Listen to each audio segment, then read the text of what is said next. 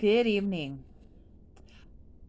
Today's sermon comes from Matthew chapter 9, verse 35 through chapter 10, verse 8. In today's passage, it shows us Jesus' compassion to those who are vulnerable. Jesus is not looking at the healthy, he is helping the social outcasts. The social outcasts in today's society are the people fighting addiction, disabled, people that don't have a roof over their head, or people that just don't fit the normal in different groups. I have been a social outcast in the past. At one point in time, I worked with a group of people who had the idea of fun was to go out drinking 7 nights a week. Since I preferred to go home and enjoy a quiet night at home or volunteer to help with youth group stuff at my church, I was seen as strange.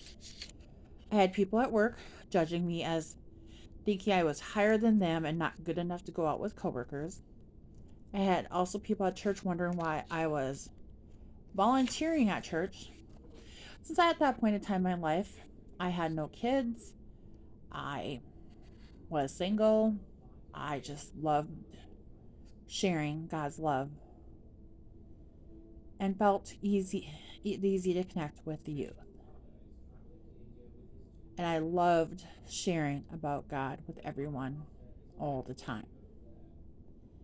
Well, this gave me a push from two different directions. To try to fit in at work,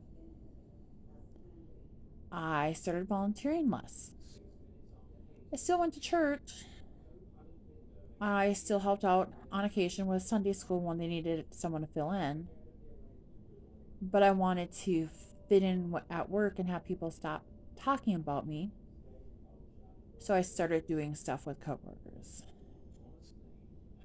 And to fit in, I also started sharing less about God. I had coworkers that were not being faithful in their relationships. And instead of going, nope, out of here, run the other direction, I tried to fit in. It's like, oh, okay, I understand why you're not faithful. No understanding. If someone chooses to break one of the commandments, not my place to judge them, but God didn't tell me to go support them breaking the commandments. It did take me a few years to get myself back on the right path when I finally realized that these coworkers didn't care about me as a person. They were just happy they had one more person that was going out drinking with them and tried to con into buying drinks for them. They didn't care if I was having issues within a relationship. They didn't care that I was stressed at work.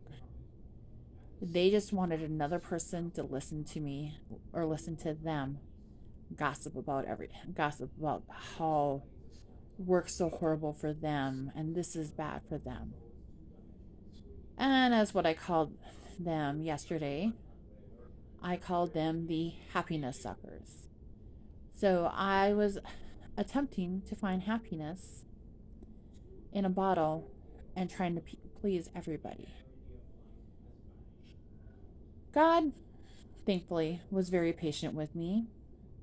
Kept dragging me to church, and kept trying to remind me of His love. I did finally find that hanging out with these happiness suckers that are trying to take me away from God's love was not a good thing.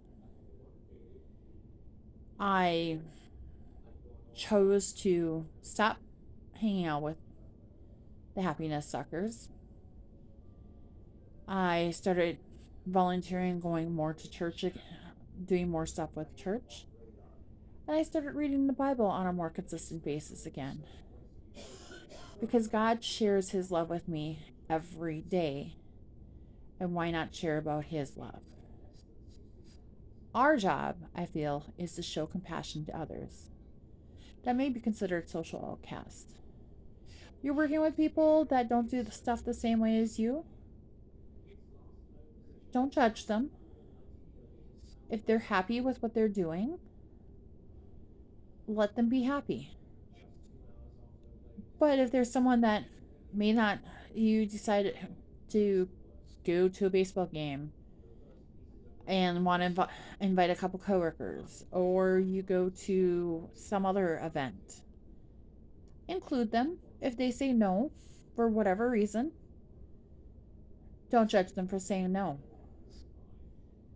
We all find happiness in our own way. We do sometimes need to include people that may never say yes, because that person who never says yes may enjoy that little bit of social talking with someone and getting invited to stuff.